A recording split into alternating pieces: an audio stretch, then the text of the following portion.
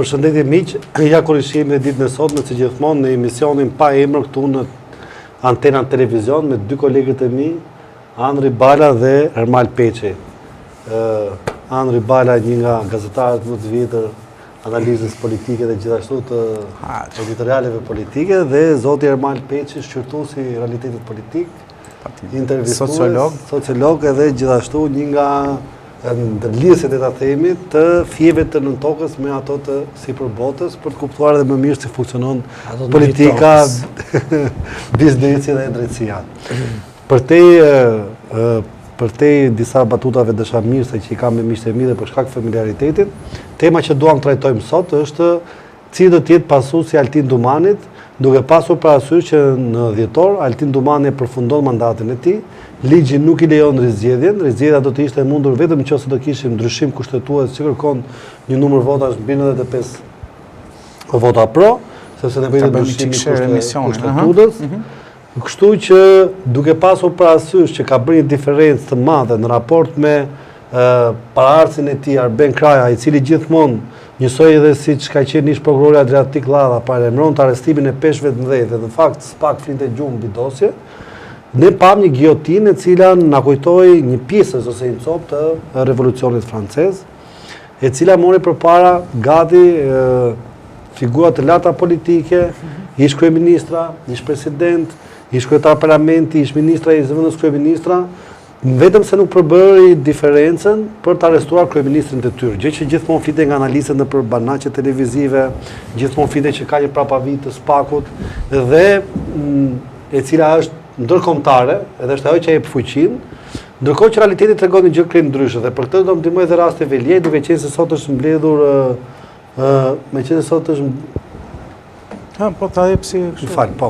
Meqenëse sot është zgjedhur që të bëhet edhe shkarkimi i zotit Veliaj, i cili është kërkuar me burimet që ne kemi, në mbledhjen që ka ndodhur sot. Po, ne mos e prish editorialin. Socialiste. Ma ke thënë, po tani ndodhi, është fakt. Nese, që ka ndodhur, ka ardhur Luli? Jo, Grida Duma ka dalë nga grupi fari PD-s dhe jetë deputet e pavarur. Mesila, më falë. Se thash Grida Duma, thashë? Po do jetë sot ai aty prandaj. Po çaj. Grida iku që kur iku Luli, nuk e përballoi. Mesila do të jetë deputet e pavarur, e mori mandatin nga Partia Demokratike, e mirë të bëhet, tani do jetë deputet e pavarur. Nuk është se është rapa që ndodhin tilla fenomene. Ajo që realisht do bëj, si thua, guri kilometrik do jetë kjo. Është pyetja që do ngritë të dyve. Veliaj është sot pas ekrave për shkak të vullnetit Ramës apo për shkak pavarësisë SPAK-ut. Dhe ka diçka, nuk mund të themi për shembull që është konvergjimi të dyave, sepse gjithmonë ka një shkak fillestar. Ti është e vërtetë që mund të kesh disa smundje për shembull, që mund të kesh smundje me bark dhe me gripë kështu. Pa marrë për një pasojë të caktuar ka një shkak ose një smundje parsore e cila shkakton ardhen e asaj pasoje. E njëjta gjë vlen edhe me rastin Veliaj dhe do ta filloj kështu ushtrimin e kësaj teze politike që ka lidhje me drejtësinë për të kaluar pas tek emrat që mund të jenë pasues sepse secili nga emrat që sot është pjesë e strukturës posaçme kundër korrupsionit dhe krimit të organizuar mund zgjidhet kryetari i saj. Kështu që nuk është se ka çfarë mund të themi sepse nuk asnjëherë nuk dihet që themi për shembull Vladimir Mara, Adnan Xholi, Holz Dado, ky tjetri apo ai tjetri. Sepse dihet që në fund konvergojnë interesa të ndryshme. Ajo që unë dua ta filloj është pyetja e parë që ta bëre Marr dhe pastaj ty. Zoti Bala është që precedenti Veliaj është një precedent i vullnetit politik dhe në këtë rast i udhëheqësit, kryeministit Rama, apo është një precedent i strukturës posaçme kundër korrupsionit dhe krimit të organizuar. Do ta filloj me Ermalin sepse Ermali ka atë qetësinë olimpike i cili neve na kthjellon dhe me mendimet e tij. Shko, nuk dua ta shikoj si një ndërlidhje politik drejtësi këtë çështje. Pra do të kuptojmë që tek zoti Veliaj kjo çështje është komplekse. Po. Është komplekse dhe tashmë duke qenë për zotin Veliaj në qoftë se do më pyesë nga ana ligjore, unë kam pikpyetjet e mia për shembull që pse duhet dilin materialet. Pra, ne kemi parë që ndaj zotit Veliaj janë publikuar disa materiale të cilat do ishte e fishme që mos publikoheshin, ose dhe gjuam apo mënyra se si prokurori i çështjes zoti Dado i është drejtuar familjarëve të Veliajt, apo dhe vetë zotit Veliaj në etikën dhe në atë që unë kuptoj në raport me institucionin, asnjëri nuk duhet ta shfrytëzojë institucionin për të goditur çdo njeri të cilin e ka, po them, e ka në hetim, se nuk mund të quhet i dënuar. Pastaj për sa i përket çështjeve që po hetohet zoti Velia, për sa kohë të ketë një vendim gjyqësor, unë kam respekt asaj që flas për çdo politikan apo për çdo njeri që bën një analizë, pa një vendim gjyqësor nuk e quaj dot fajtor.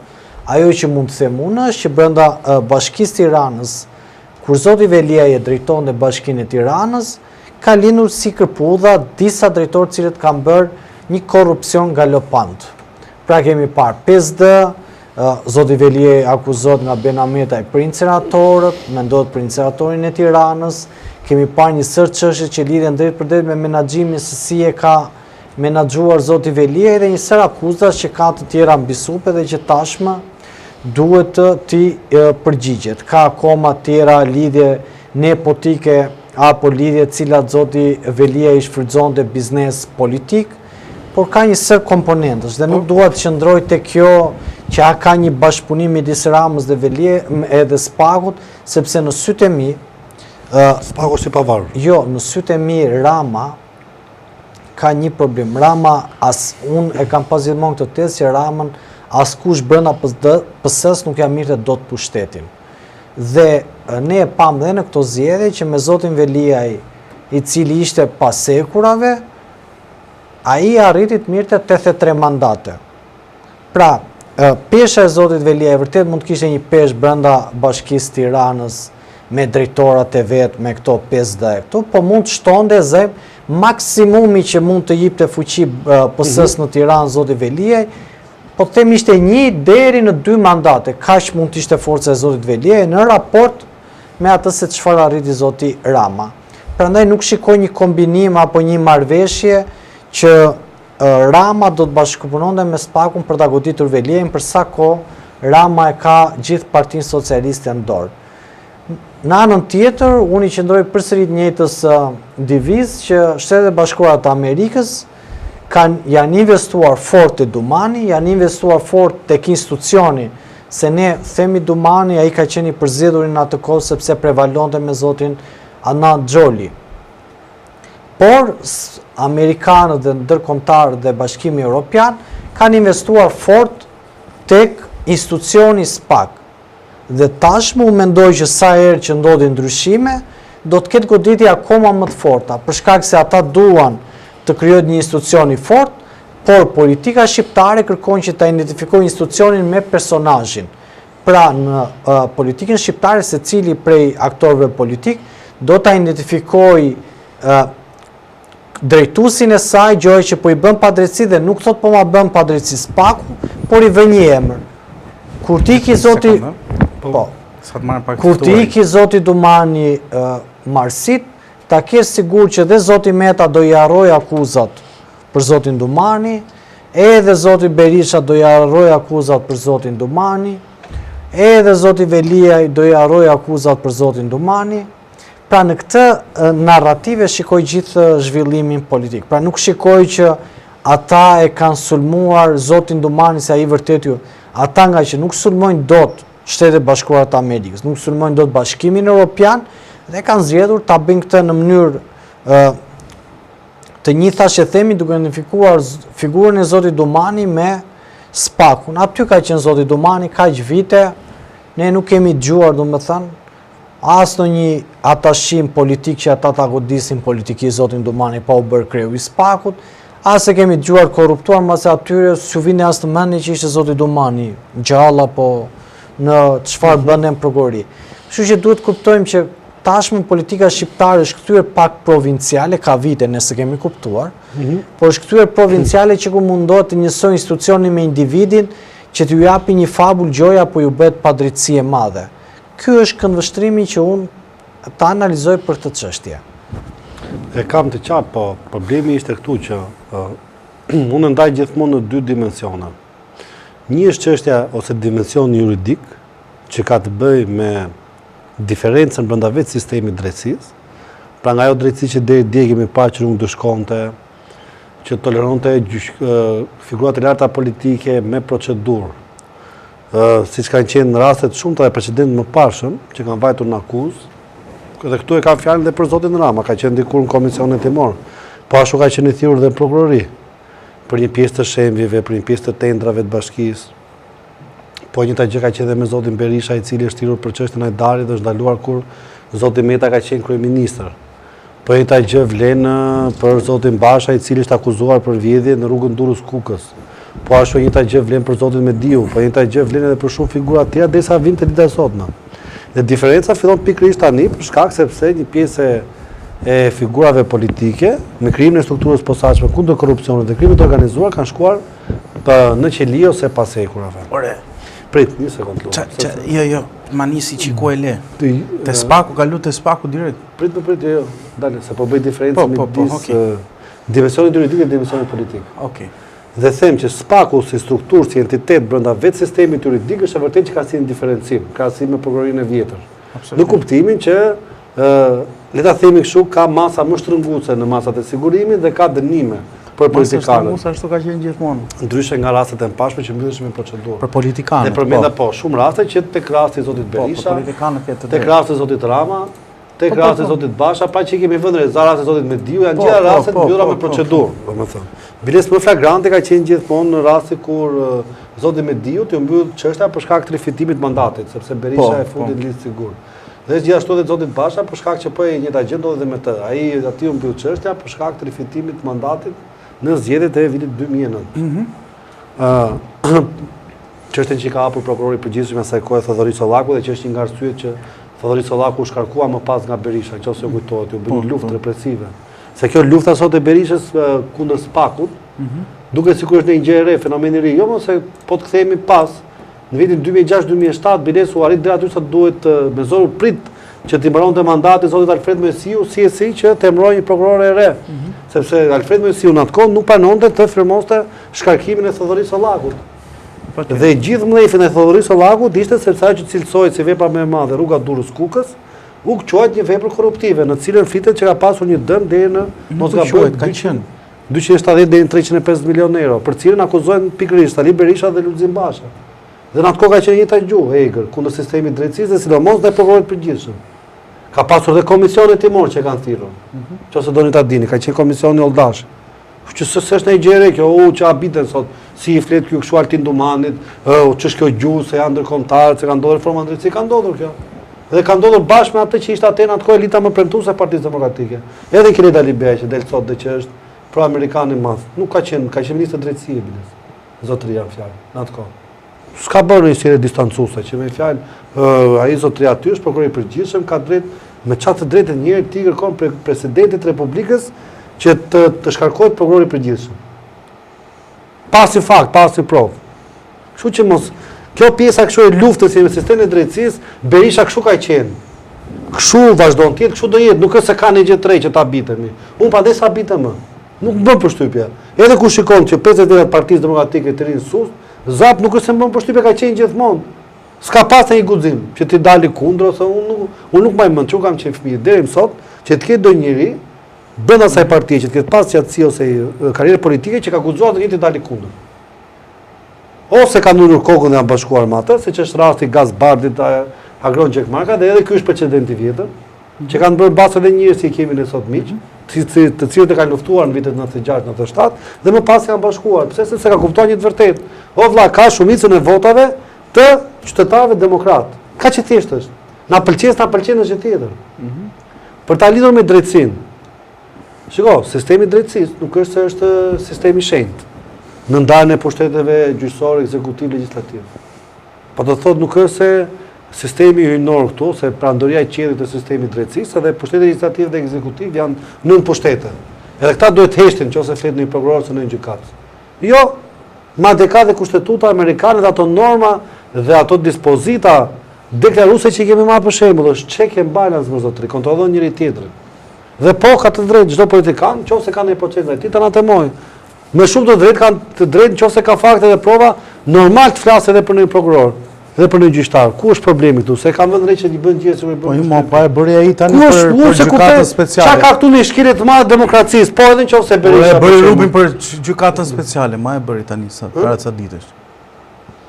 Ai bën për gjykatën speciale e Kosovës, pra e bëri Rubin. Po, por i tha njëri kush atit sepse flet ti, kjo është goditje nda drejtësisë, se për atë punë pastaj nëse Jo, se nuk e kuptoj të folurën, pse flisni. Jam Donald Trump, që sot presidenti i Amerikës, është njeriu që kanë atemuar më shumë sistemin e drejtësisë. Madje në akuzat që mund vazhdon akoma, Berisha t'i thotë do e kopjoj. pastrojmë. Po, e ka thënë.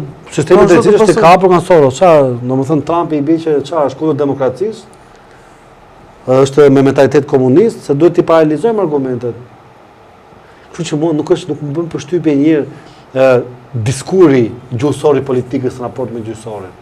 Ajo që mua më bën përshtypje, ore, a ka këtu ndarje dhe kontroll? Apo ka ajo që pretendon opozita? Se kjo është gjithë çështja madhore sot.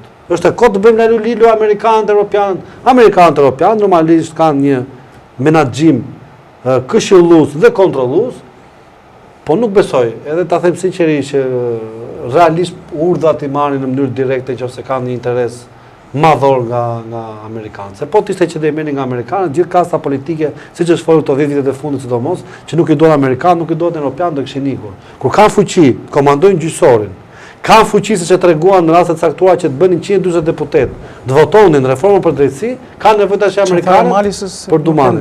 Në aspektin e tani për Ermali ka një besim që Altin Dumani, për ta thënë shkurtimisht, ka treguar një menaxhim efikas dhe një drejtim efikas të strukturës së posaçme kundër korrupsionit dhe krimit të organizuar, dhe mendon që vullneti dhe liria që ka SPAK-u në mënyrën se si bëhen procedimet, pjesa më e madhe e saj buron nga fuqia që japin amerikanët dhe ndërkombëtarët.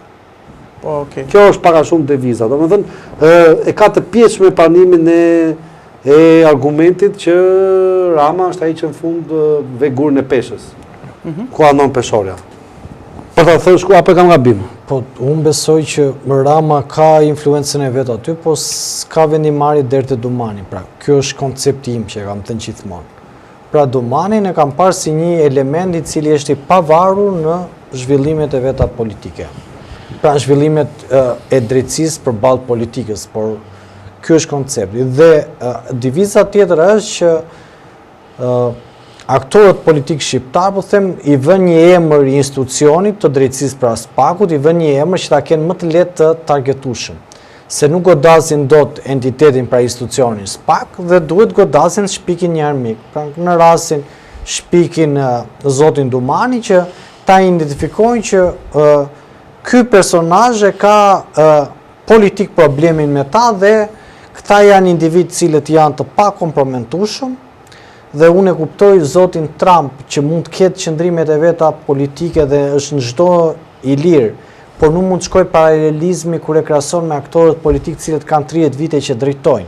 Pra kur e bën Trumpi nuk është Trumpi është një njeri nuk është problematike në mënyrë etike, kurse kur e bën një Trumpi është një njeri i cili maksimumi pushtet në Amerikë ka pasur 4 vite. Po.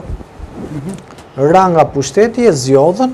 Dhe Shtetet e Bashkuara të Amerikës ka një check and balance shumë të fortë, kurse Shqipëria nuk e ka këtë model. Pra ne kur krahasojmë figurat cilët i marrim si etalone, duhet krahasojmë edhe realitetin politik dhe sistemet që ata kanë ngritur me realitetin politik dhe sistemet që ne kemi ngritur.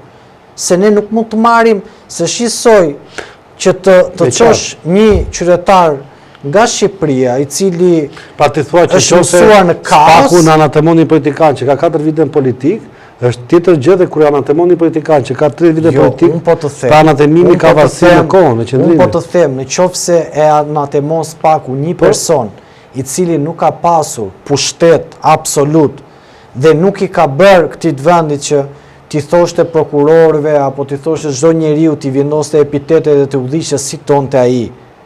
Dhe në momentin që ai se ka më këtë fuqi, fillon bën këtë gjë, mua nuk më duket legjitime. Mua legjitime më duket kur SPAK-u mund ta anatemosh ti, mund ta anatemoj një qytetar tjetër, një gazetar tjetër, më duket shumë normale. Por ta bëj një politikan, ta bëj një njeri i cili ka pas 30 vite minimalisht pushtet absolut në këtë vend, më duket që kërcet. Dhe kjo është ajo që unë i qëndroj. Se në qoftë se ai anatemon SPAK-un me fakte dhe me prova, unë jam shumë dakord. Po në qoftë se ai del aty thot Duman Troplini, në anën tjetër thot i vajti dikush i tha një gjë, në anën tjetër pse nuk vazhdon ti të ndjekësh këtë çështje, po ndjek çështjen time. Atëherë nuk më duket normale. Dhe jo vetëm nuk duket normale, po më duket e rrezikshme. Kjo është ajo që unë them. Se që neve shqyqysh zorit kemi luftuar për vende për lirinë e fjalës dhe për të thënë që edhe kur spaku gabon duhet ta themi, ne mirë bëjmëre. Jo se do na dëgjojnë që ti jemi koshient. Kanë kaq vite që grihet sallat në media, spaku vazhdo me punën e vet. Ka një precedent që pëlqen ta rrisjet vëmendje, pavarësisht se njerëzve i duken disa gjëra blasfemi. Adriatik Llalla në emision Opinion edhe në videot ka deklaruar që në lidhje me administratorin dhe me disa funksionarë të Bekers Petroliu, në moment që pati procedim ndaj tyre, i ka ardhur Arvizu, Donald Lua në zyrë dhe i ka dhënë urdhë që duhet mbyllet si proces. Ndërkohë që ai pretendonte që aty ka fakt penal. Dhe Donald Lua, kur ka qenë në emision tek Blendi Fevziu, e ka pranuar këtë takim me Adriatik Llallën. Tani si e mendoni për shembull, ka e përsi mbi ligjin një ambasador që për çështje të caktuara t'i japi rekomandim një prokurori në lidhje me vazhdimin apo jo të një procedimi? Duke qenë se ne gjithë kërkojmë drejtësi të pavarur. Apo kur kemi të bëjmë me shtetas amerikanë, drejtësia duhet të jetë e verbër. Që të ndajmë qytetarët që çaj quajnë drejtësi. Tani, nëse i referohemi Adriatik Llallës, Adriatik Llalla ishte një prokuror i cili në karrierën e vet dilte çdo ditë dhe thoshte do ketë arrestime dhe unë nuk pash një arrestim ndaj të ti. Apo një arrestim të bushëm. Nuk po hyr fare qa di unë, s'dua të merrem. Që Luja tham ka kërkuar arrestimin e Berishës dhe të merrem. Më lejo të lutem. Ka thënë këtë deklaratë. Më lejo. Dhe nuk e kam bërë tha. Të lutem. Më lejo të them nuk do të merrem fare me çfarë bënte Adriatik Llalla në prokurori brenda. Po ta them që ka deklaruar këtë. Zoti Llalla mund të dalë dhe thotë, neve Zoti Llalla e di si do e kemi të besueshëm. Është që në atë kohë po të kishte nisur një sër çështjes të rëndësishme dhe këti ta kishin ndërprer, ta kishin sulmuar, ta kishin intimiduar. Zoti Llalla nuk e intimidonte askush. Madje nuk dua ty se tani Anëri mund ta di më mirë që ka pasur gazetarë që shkonin dhe kërcënoheshin nga bandat kriminale në emër të Adriatik Llallës. Kështu që këtë, thoj ati këtë gjë. Po jo, e di Anëri, e di. Atë që thot ai e di Anëri tani, unë të them një gjë tani e di. Ore, e di, o tani, ore, po dakor. Dhe mos më merr modele, nëse më sjell një model që banda caktuar kanë vajtur kanë kërcënuar në emër Dumanit ndonjë tjetër, atëherë unë them, më fal se nuk kam kuptuar asgjë nga kjo. Edhe unë e pranoj kur s'kuptoj se unë nuk e bëj se unë ashtu i mendoj gjëra që kemi besoj. Edhe për funksionarët lart politik ka pasur grupe ose individ me precedent penal që kanë bërë në emër të tyre kërcënime. Po. Qoftë në emër të Berishës, qoftë në emër të Ramës, qoftë në emër të Veliajt, qoftë në emër të Bashës. Dakor. Kam qenë prezent vetëm, po nuk është distancuar njëri. Kështu që se këto më bën përshtypje. Jo, mor, të bën përshtypje kur është prokurori i vendit, se të bën ka përshtypje. Ore, nuk kam lidhjen që ta faktoj që ka dhënë ai urdhër. Po dakord, mor, po ti ke gazetar që e kanë thënë publikisht tani çfarë do të përmend emrin që e ka thënë gazetari. Jo, mos e kam problem fare, po them se shkon. Ti s'ke, nuk është i veçuar, e kanë bërë dhe figurat e tjera politike. Po nuk do çfarë do të thotë kjo? Miqë e kanë bërë dhe të tjerë ta. Jo, po them që gjithçka kur bëhet fenomen ose bëhet rasti i përgjithshëm, është e vështirë ta besosh. Ti mos e beso, po ka gazetarët i kanë bërë publike këto. Dakor. Ti thjesht nuk e ke pas mundësinë ta. Prokurori publik s'bëj dot valla. Si? Prokurorin publik më pëlqen bëj avokatin. Jo, prokurorin publik më kanë bërë gazetarë. Ai gazetar që ka thënë ka marrë përgjegjësi. Shumë dakord si pozitën që po mban tani. Ore, pozitën që po bëj tash më pëlqen më shumë bëj avokatin. Qoftë edhe të për çdo gjë, dhe në këtë sens, Marsi. Se shumë e thjesht i vesh turnë druve ti di. O Marsi, në këtë sens e gjithë kjo diskurs që dhe duke futur dhe kontekstin politik që pse është thënë ajo deklarat e Zotit Llalla, për mua ngre pikpyetje. Prandaj nuk më duket person i besueshëm në atë se çfarë ka thënë në atë moment. Pra, diku do të ishte i besueshëm Zoti Llalla. Të kishte në momentin kur i ka vajtur Zoti Donald Lu, nuk e di çfarë date i ka vajtur, sa të kenë mbaruar takimit, thishte urgjent mediat, thoshte ambasadori amerikan më ka thënë këtë. Jo prit gomar të bi mbar. Ka bërë publike mas 2 javësh, po. Tani unë nuk e di mbas 1 javë, 2 javë. Ka dalë pa të opinion. Po s'ka dalë mbas 2 javësh dhe kjo është, po është e sigurt që s'është pas 2 javësh. Është e sigurt që s'është pas 2 javësh. Dhe doli dhe studia më madhe, del që sot Bankës Petrolum në qenë kompania që i ka thitur më fort taksat tona. E kompania e cila pas ka pasur dhe imunitet të ambasadës amerikane, do më thënë këtu është i qik. Edhe ka të drejtë presidenti Trump kur thotë që duhet tharë këneta. Më kupton?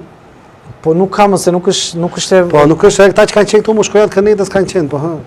Mos i di se kanë qenë në burra dhe gratë ndeshme. Dakord se për shembull po të dëgjoja vokacionin apo dëgjoja për shembull po të dëgjoja zërat të opozitës e kanë shkarkuar 4 herë jurikimin. Por nuk më intereson. Se kënetës ishte edhe jurikimin, domethënë po të vazhdojmë me këtë bisedë. Ka parë një show fars ku Jurikim bënte sikur shkonte dhe rritej nëpër dyert e Spakut, se kush do zgjidhej. Se s'ka nevojë të bëj këtë show Jurikim, se e ka fuqinë që edhe me një mesazh ti drejtoj këtë do votojnë. Domethënë kamon, bullshit të tilla për t'i mbushur mendjen qytetarëve, që erdhi ambasadorë dhe politë dyert që ti imponojnë atyre që mos zgjidhë ai që do Rama, kjo domethënë është njësoj si ç'a them unë ty, ti hapësh për para pyetjet e prodhimit dhe mund ta perceptosh si duash ti në PR publik, por thelbi ky qëndron. Pra kjo është ajo çfarë diskutohet. Prandaj thash, ky ishte kundërshtrimi. Unë mendoj të gjë. Nëse diçka është e drejtë, merr mendim ose merr le ta themi kështu votbesim mazhoritar. Pa njerëz të votojnë. Për shembull siç ka qenë, unë kam qenë me idenë fillim që po përjashtimi i Berishës ishte gjë e mirë. Mirë, po kur del shumica dhe thotë që jo, më nuk duam tiki, njeriu ka një arsye, kupton? Vjen me këmbë tokë, thotë jo, ky zotëria më është drejt që unë dua tiki, po është vullneti shumicës se e pranon. Dhe unë nuk besoj që në demokraci, se kjo është logjika se kuptojnë njerëzit, është diktaturë e mazhorancës, e shumicës. Jo më kot Amerika nxori një sistem të ri që quhet konstitucionalizëm, i cili ishte mbrojtja e minorancave nga vullneti i mazhorancave. Në qoftë se ne tash e fusim mendimin konstitucionalist në politikë që themi ky zë mund të jetë pakic, po është gjë e durë, se është kauzë e drejtë, vjen keq, po në politikë nuk ka drejtë e gabuar. Ka e dobishme, pa dobishme, eficiente, fitim prursa. Dhe ti je i bindur për këtë. Që politika funksionon me të tjera moduse. Nuk funksionon me moduse që funksionon kisha ose xhamia. Qoftë do gjëra etike dhe kauza të drejta ose jo, bëu misionar, shkojmë të tre me jezuitët ose me këto të gjysmën së kuqe ose kryqet kuqe dhe jemi në kauzën e drejtë e durë në politikë, temat të tillë mua nuk qëndrojnë. Edhe nuk është se e them këtë gjë për të provokuar debat, po mendoj që ka është futur një sens relativist dhe skepticizmi, që domethënë nganjëherë merr kosto edhe më të madhe kur flet shumë me një lloj sigurie, garancie. Shiko se kështu është. Ose kjo është e drejtë. Nganjëherë është mirë kur I vëmë gjëra në dyshim. Tani, pyetja parë ishte tek precedenti Veliaj. Është një precedent që dëshmon vendimarrjen politike dhe varësinë e Spakut nga Rama, apo mendon që është totalisht I pavarur dhe si është argumenti jot që e fakton që është I pavarur nga Rama dhe ku ka gjetur vullnetin për të bërë arrestim të këtij niveli të lartë, sepse është figura e parë politike që arrestohet në detyrë, duhet ta keni parasysh këtë gjë. Po, e di. Tani ka disa argumente që do jepen nga Këshilli Bashkiak ose nga vetë Erion Velia. Argumentet e para tani vathet janë se e tham dhe një herë, janë mbledhur socialistët që janë të përzgjedhur për Këshillin Bashkiak. Tiranë janë mbledhur brenda Partisë Socialiste sot për të vendosur fatin e kryebashkiakut Erion Velia. Pra, këshilltarët janë në PS, këshilltarët e socialistëve janë në PS për t'ju thënë, për t'ju deleguar ose më saktë ajo që kryeministri e tha pak ditë më parë se zoti Velia nuk mund të jetë më kryetari I Bashkisë Tiranë. Argumentet dhe pyetjet që lindin nga kjo dhe po e them nga ai që po ndodh së fundmi, është se kryetari I Bashkisë Erion Velia nuk mund të shkarkohet për sa kohë nuk ka një vendim të formës së prerë kundër tij. Thonë. Pavarësisht është ajo klauzola që nëse s'paraqitet 3 muaj në punë, që ndryshon nga aspekti I deputetit që e ka pjesën, vazhdon pa vullnetin e tij. Po, pa vullnetin e tij, më fjalë nuk merr pjesë në seanca parlamentare sepse nuk e lejon institucioni dhe jo dëshira e tij. Këto lëm vend për interpretim që ka të kushtetuese, por prapë unë besoj se argumentet e zotit Velia do janë këto. Që për sa kohë nuk është arrestuar në flagrancë duke kryer një krim detyrë, për sa kohë nuk ka një vendim formës prerë për të, nuk mund të shkarkohet. Pra, Anëri ti thua që zoti Veliaj nuk do e pranoj shkarkimin? E dyshoj. E dyshon. Pa se këtu lind pastaj ky është debat më i madh se sa ky që po bëjmë ne. Po, madje që nga vërtet se dije këtë pjesë. Erion Velia, kryetari në detyrë të zgjedhur me mbi 160.000 vota, nuk ushtron dot detyrën për shkak se është paraburgim, jo për shkak të vullnetit të tij. Velia ka drejtën të ankohet në gjykatë kushtetuese kundër vetimit të qeverisë për shkarkim. Erion Velia ka drejtën ankimin në gjykatë kushtetuese në momentin që bëhet ankesa, vendimi pezullohet. Pra, nëse çon kushtetuese këta më falë, qëfse këta vendosin të shkarkojnë, ai bën ankesë kushtetuese, pezullohet vendimi. Derisa marr vendimi gjykata kushtetuese, vendimi qeverisë është i pezulluar në 115 i kushtetutës. Nëse Velia ankimon vendimin e Këshillit të Ministrave, automatikisht çdo vendim për t'i hapur rrugë zgjedhje të reja për Bashkinë e Tiranës pezullohet. A do zbatoj Këshilli Bashkiak kërkesën kushtetuese për proces të rregullt, ligjor duke ftuar kryetarin e bashkisë shpreh dhe të mbrohet para tij. Se do ta Më dhënë këtu fillon një telenovele re, mendohet.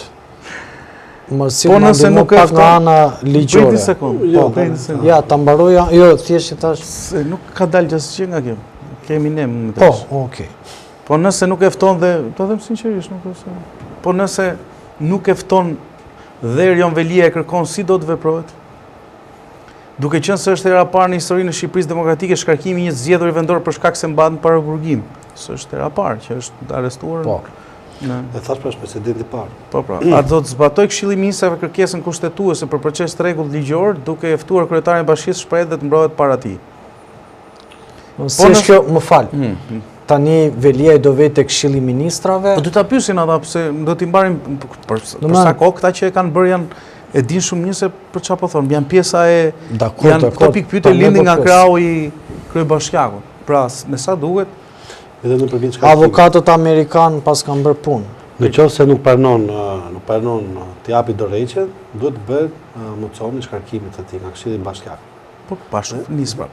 Po pra, dhe qoftë Dorëheqjen dorë të shkarkimin e kërkoi Rama, që të mbledhet Këshilli Bashkiak, pra ne jam mbledh gjithë sot partinë socialiste. Po pse Rama shqetësua pse do të jetë bashkia pa kryebashkiak? Rama do dalim aty, po prit, vetëm ta lexoj këtë se po të lexoj që mos ja shkpusim mendimin se kemi ndërprer 20 herë. Jo, s'ka problem, se mund ta bëjmë edhe çik në formë diskutimi, se mos eci deri në fund që ti rikthejmë. A do zbatoj Këshilli i Ministrave kërkesën kushtetuese për proces të rregullt ligjor duke ftuar kryetarin e bashkisë shpreh dhe të mbrohet para tij. Po nëse nuk e fton dhe Erion Velia e kërkon si do të veprohet? Është problematik ligji në formulimin e tij kur thotë se Erion Velia shkarkohet kur dënohet me vendim të formës shpreh, domethënë kur është vendim përfundimtar i gjykatës së lartë. Forma shpreh vendim përfundimtar i gjykatës apelit do të jetë. Gjykimi deri në gjykatën e lartë zgjat me vite dhe nuk ka afate të shpejta hetimi dhe gjykimi, ndërkohë që kryetari i bashkisë është organi i zgjedhur. Këto mangësitë të legjislacioni janë në favor të kryetarit të bashkisë Erion Veliaj. Po. Pse përdoret tani pas 7 muaj kërkesa për konstatim se ka munguar në detyrë? Pra, gjatë 3 muajve, se 3 muaj e pranon ligji. Edhe Partia Demokratike dhe partitë e tjera opozitare, që janë pjesë edhe Këshillit Bashkiak, kanë kërkuar shkarkimin sepse jo është banor i Durrësit, nuk është më i Tiranës, se më the thash, janë gjithë fakte këto që mund ta kishin bërë më parë, pse po e kërkojnë tani? Pse po bëhet sikur u prit që ti konsumonte një herë gjithë masat këy të arrestit, u vetë Rama ta thash dhe vazhdojmë ta përsërisim, po prapë që tha që u arrestuan detyrë, do dënohet detyrë. Pse ndryshoi mendje kryeministri? Pse përdoret tani pas 7 muajsh kërkesa për konstatim se ka munguar në detyrë, po kryetari i bashkisë Tropos që vuhet i masën arrest në shtëpi, pse nuk është kërkuar me propozim Këshillit Bashkiak? Në vitin 2019 ishte edhe rasti ai se kishte marrë mandatin ky Beleri, po pavarësisht e pritën që do dënonte me formë prerë, pastaj po se kaloi bashkia me kryetar të komanduar. Pse përdoret tani pas 7 muaj se tham këtë? Në vitin 2019-2022 bashkia e Durrësit dhe bashkia e Shkodrës ishin për një kohë gjatë pa kryetar bashkie në detyrë, kur hoqën mandatin në SEM. Pse nuk organizuan më njëherë zgjedhje në këto bashki? Rasti Beleri pse u prit vendimi i formës së prerë në një kohë që Beleri nuk kishte bërë as betimin si kryetar bashkie. Afatet kohore. Gjykata kushtetuese bazuar dhe në kalendarin e saj do duhet të analizojë çështjen e fjalë në një ark kohor prej të paktën 4-5 muajsh. Nëse Velia e vendos të jap dorëheqjen, zgjedhjet bëhen më shpejt. Në të kundërt, po që se ka ankim për Velia, zgjedhjet parakohshme në Tiranë mund të zhvillohen pas 6 muajsh. Qartë. Kushtetuta. Në 115 i Kushtetutës parashikon raste sekretari i bashkisë mund të shkarkohet nga Këshilli i Ministrave për shkelje të rënda të Kushtetutës ose ligjit. Në 162 të ligjit për vetë qeverisjen vendore thuhet sekretari i bashkisë mund të shkarkohet krahas shkeljeve të rënda, edhe kur dënohet me vendim penal të formës së prerë ose kur nuk paraqitet pa arsye në detyrë për 3 muaj.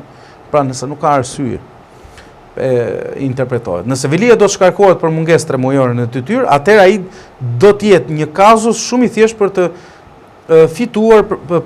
fituar prej tij, nëse do të kundërshtojnë Ramën në gjykatën kushtetuese. Nëse do ta kundërshtojnë Ramën në gjykatën kushtetuese, po unë besoj se drejt asaj rruge jemi. Velia nuk po mungon pa arsye. Ai formalisht ka kërkuar zbutjen e masës sigurisë arrest me burg, pikërisht me argumentin se do të jetë në krye të punëve të Tiranës, shkarkimi për mungesa është një vendim që nuk qëndron. Erion Velia do të jetë kryebashkiaku i parë që shkarkohet sipas nenit 62C të ligjit numër 139/2015. Të gjithë kryebashkiakët e tjerë, pra Shukri Xhelili dhe Fatos Tushe, janë shkarkuar sipas nenit 62A të ligjit numër 139/2015. Do ma konstatoni çik 62A, të lutem, dhe 62C? Avokat, të lutem. 62A, po, besoj do të jetë, nuk e di Kushtetutës, mos jetë i politikës vendore. Pse në këtë rast Partia Socialiste ka 62A dhe 62C? Me fjalë, ky i bie të shkarkohet i pari të shkarkohet me 62C dhe të tjerët janë bërë me 62A 139/2015. Sa ta hapi sa. S'ka problem me Terezi. Pse në këtë rast Partia Socialiste vendosi të fillojë procedurë e shkarkimit me vendim të Këshillit Bashkiak dhe jo si në rastet e tjera. Këshilli Bashkiak do të mbidhet për të marrë një vendim në lidhje me propozimin për shkarkimin e kryebashkiakut Veliaj. Pra Këshilli Bashkiak është propozuar, do të mbidhet marrë vendim që gjasat janë që këta janë propozuar dhe janë udhëzuar, më saktë se nuk është propozim, po është udhëzim i Ramës për ta shkarkuar. Këshilli i Ministrave do të mbledhet nga ana e ata me nenet e Kushtetutës vjetër. Po, 2015. Kemi Kushtetutën e re mas 2017. Po nisë nuk e di. Që duhet të jenë nenet që korespondojnë sepse qeverica vendore fillon nga 108. Dhe zgjedhja dhe shkarkimi. Por po lexoj se si Nëse, ta vazhdoj këtë. Këshilli Bashkiak do të mbledhet për të marrë një vendim. Jo, s'ka problem. Një vendim në lidhje me propozimin për shkarkimin e kryebashkiakut Velia. Këshilli i Ministrave do të mbledhet nga ana e tij për të marrë një vendim për shkarkimin që duhet të publikohet në fletoren zyrtare. Vendimi duhet të jetë i arsyetuar dhe të njoftojë personin dhe pasi publikohet nis afati për ankimimin e tij në gjykatë kushtetuese. Është afat 15 ditor. Nëse nuk ka ankimim, Presidenti i Republikës ka tagrin që të dekretojë datën e zgjedhjeve në Bashkinë Tiranë. Por nëse ka një ankimim në gjykatë kushtetuese, Presidenti nuk mund ta shpallë datën e zgjedhjeve sepse vendimi i Këshillit të Ministrave akoma nuk ka marrë formë prerë për sa kohë është në procedurë gjyqësore. Strasburgu, afati 4 muajor është afati më i rëndësishëm periudha 4 muaj nga data e vendimit përfundimtar të gjykatës vendase që kërkesat shqyrtohet duhet të shteroni mjetet juridike të brendshme. Duhet keni përdorur gjithë mjetet juridike disponueshme në vendin tuaj ose të provoni se këto mjete, kjo është për rastin e kalimit ndoshta të gjyqit zot Vilia duke konsumuar gjithë masat, gjithë rrugët ligjore në Shqipëri, pastaj kalimi në Strasburg. Formulari zyrtar. Kërkesa jote do të plotësohet. Besoj se kjo ka të bëjë me afatet e kalimit çështjes zot Vilia nga gjykata e shqiptare atë të Strasburgut. Pra besoj se gjithë synimi i tij është nuk ka besim përmes procesit në Shqipëri, do ta çojë çështjen në Strasburg, qoftë dhe për masën shtrënguese. Që mor vendimi gjykatë lartë, që çështja do vazhdoj të ankimohet. Avokat, si anë mbarove që të marrim një mendim ligjor, nga ana formalitetit ligjor qëndron çdo, domethënë, dispozitat ligjore, sidomos ato kushtetuese dhe të kodit procedurës penale dhe të kodit penal, lënë gjithmonë hapësira interpretimi për mendime antagoniste. Dhe problemi nuk është aty, problemi është e qasja ose të perceptimi që krijohet në lidhje me legitimitetin politik, sepse çështja Velia i sot nuk është për çështje fakti. Se çështja fakti, për shembull, thjesht po krijohet perceptimi që këtu ka një mandat pagese, këtu ka një shpërndarje të këtyre parave që vi nga filan biznesmen, i cili aplikon për tendra, është krijuar perceptimi që këtu ka korrupsion. Po. Edhe sikur këto të jenë të veçuara. Pra nuk është për çështje fakti. Tashmë çështja është në lidhje me karrierën politike. Dhe unë mendoj që ajo që është problemi i zotit Veliaj sot është djegja e karrierës së tij politike. Ai sikur dënohet me 1 vit burg ose 2 vite burg, sikur dalin nesër, po ti të dënuar. Po t'jeti dënuar i digje, po mos t'jeti dënuar. Po se para shumë se precedenti Saliani, mirë po diferenca me Salianin e Veliajt se Veliaj rrezikon me akuzat që ka minimalisht 10 vite burg. Dhe po ta aplikohet gjykimi i shkurtuar, po. Ose ato do dalë të përfundoj me 6-7 vite. Kështu që po dole jashtë nga skena politike për 5 vite. Me 3 muaj të harrojnë ata. Mua vjen keq ta them, por karriera politike Erion Veliaj ka përfunduar, më fal. Ky është lajmi që Po dakord më, lajm është po. Do edhim pastaj si video me këtë.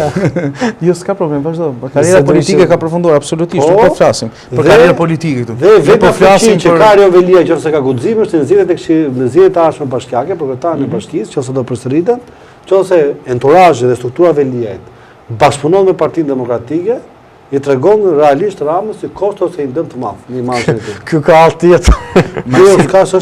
Marsit. Ka më jashtë të konkurroj për këtë marrësi. Pse mos konkurosh? Ti je një personazh që i plotson, i pa kompromentuar. Po sepse kur ajo trim. Një sekond. Ja ta them unë. Sepse aty kanë qenë njerëz që vijnë nga Oksidenti, siç është zoti Basha, zoti Rama, zoti Veliaj, njëri vjen nga Franca, tjetri vjen nga Hollanda, njëri nga Amerika, për ne që si thaj, s'kemi dalë nga unaza e madhe. Po ti je me unazën. Mendimi. Ti je me unazën. Tash të shpjegoj diçka. Ju lutem. Erion Veliaj ka disa arsye sepse do ta kundërshtoj. Jemi në rregull bashkë me shkollëtat. Në rregull jemi sepse arsyeja e parë mban mend, t'ia kujtoj edhe avokatit, edhe që të më japi të drejtë, kjo është ideja. Se kam nevojë për eksperiencën e tij këtë gjë. Gjithmonë, për shembull, edhe rasti i zotit se çështja e Strasburgut është çështje që ka se po e lexoja Strasburgun, po s'po e kuptoja kush ishte lidhja. Çështja e Strasburgut ka prioritete, si më thon. Pra një rast me rast tjetër. Po. Nëse ti je një individ normal, për shembull i dënuar në Shqipëri për një vepër normale që ti mendon se është bërë padrejtisht, subjekte tjera, për shembull si fëmijët ose raste më të rënda prevalojnë mbi ankesën tënde.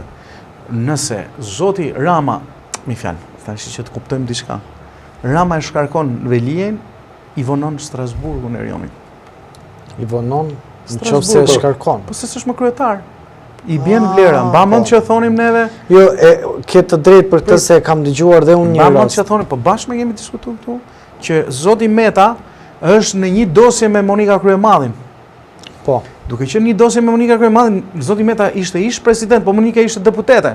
Dhe prevalon Strasburgu, përpos marrëdhënies që kanë ata dy me njëri tjetrin, çështja për të vajtur në Strasburg ka nxitim, po e them shqip, pra merret parasysh më shpejt për faktin se zonja është deputete. Dhe fjalën, nëse Erion Veliaj, si kryetar bashkie, çon më shpejt çështën në Strasburg, duke mos qenë kryetar bashkie, çështja vonohet. Pra, e lanë burg. Kjo është shumë të drejtë. Se di çapo bëj lidhje ndërkohë që më thua tani kuptoj pse dhe vulën thon ata do ta çojmë deri në Strasburg. Mbase ka të bëjë me këtë prevalim që kur është nga që ngjarjet aty sipas rëndësisë, sipas statusit merr më shumë përparësi. Çështja e zotit Veliaj ka kaluar fazat për masën flas.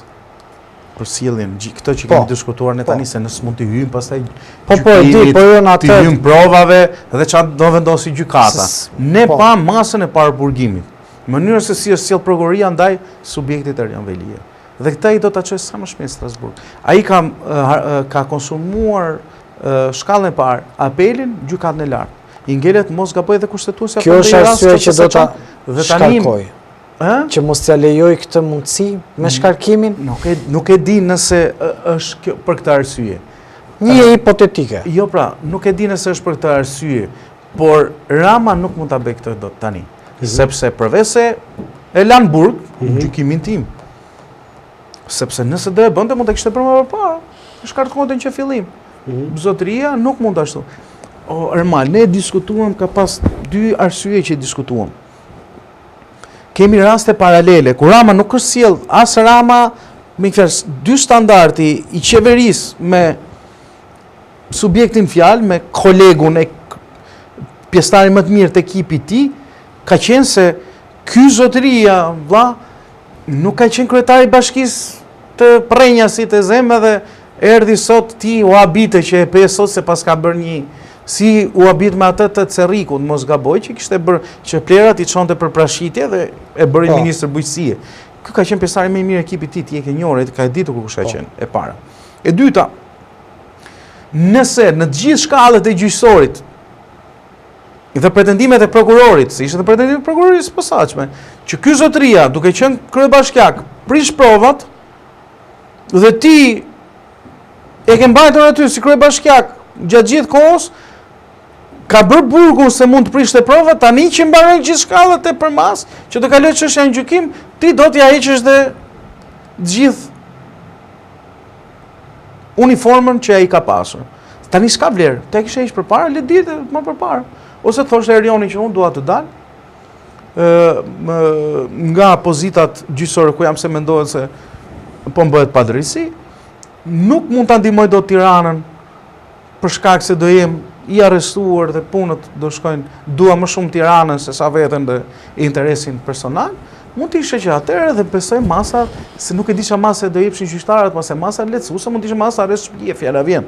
Apo çfarë do lloj mase tjetër se mos ta paragjykojmë. Kur gjithë relacioni i gjyqtarëve ka qenë se ky zotëria mund të prish provat, duke qenë kryetar bashkie, jo individ, atëherë mund ta lehtëson depozitën, tani që nuk e lehtëson dot depozitën, mbaron masat, i heq edhe si kryetar bashkie, ti heq çdo funksion dhe zëvendëson, atëherë ti je tallur me të.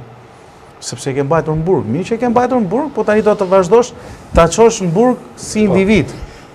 E shef ti Tiranën përpos sa e ka para ai zotëria që në fillim. Dhe kur ai Rama të paktën e shprehur konkretisht dhe tekstualisht se zotëria u arrestuan detyrë, do dënohen detyrë. Pavarësisht se bëri ato pirueta ndryshimit mendime, i ditë jo, i ditë po. Dhe tani nga fundi nuk është e vërtetë që ka pas dhe frikë nga opinioni ndërkombëtarëve për Velian. Pse e ndërpreu? Sepse në asamble, nëse e kujtoni, kur ka bërë atëherë në fillim, bëri sikur u hoq, sikur mërzit, i ra dhe asaj tavolinës. Ishte në mëngjes. Mëngjes më bëm, ato ka filluar rrezik konkuron Aldo në mëngjes, me emision e mëngjesit, çaj. A kupton? I ra tavolinës si i mërzitur që është padrejsi që i bëhet, çfarë po më ndodh. Pastaj të nesër u harrua. Pas nesër i tha dhe socialistët se mos guxoj njëri të flasi për këtë punë. Tani pse ne riktheu në asamble pamjen e disa muajve më parë, 7 muajve më parë? Se u hodh në treg sikur ky zotëria i është bërë presion i madh që ti mos di të flasësh kundër Spakut se ke punë me ne nga amerikanët. Atëherë çka ka bën amerikanët? Ndryshon mendim për Ramën, përdesa ky u rikthye dhe deklarata e tij në asamblen ishte edhe më e fortë. E vërtet. Për Spakun. Atëre, deklarata e parë dhe e dytë, ku thajë, hajde ma merrni mua telefonin, nuk pas ka qenë për Erionin. As e para as e dyta, pas ka qenë për vetën e vetë. Për ai vetën e vet ka hall, nuk ka asnjë tjetër ai. Jo. Dua të them që për sa kohë të pushtet diskutohet, se na erdhi i ftuari. Po gjithsesi mund ta le pak ta komentoni sa të. Po besoj dhe ne mbyllim që të bëhemi gati pastaj mi që ka ardhur dhe i ftuari. Po qenë se ne gjithmonë këtu jemi shtëpinë tonë, kështu që ne japim. Jo, e vazhdojmë momentin që jemi të tre, sepse unë thash qëndrimin tim, kështu që se kam. Okej, nuk po them. Në këtë pjesë besoj do të shojmë çik atë natyrën e emisionit dhe kalojmë një emision tjetër i cili ka të bëjë me një film kinematografik të stilit horror, jo shumë pak të parë në Shqipëri ose nga stilistika apo që do të mbahet nesër, fillon premiera në fakt në Cineplex në QTU, po pastaj do vazhdoj dhe ditën vazhdim do jepet. Filmi quhet Vlog 13 dhe ne kemi të ftuar regjisorin dhe një nga aktorët kryesorë të filmit në fjalë. Shihemi pas pak.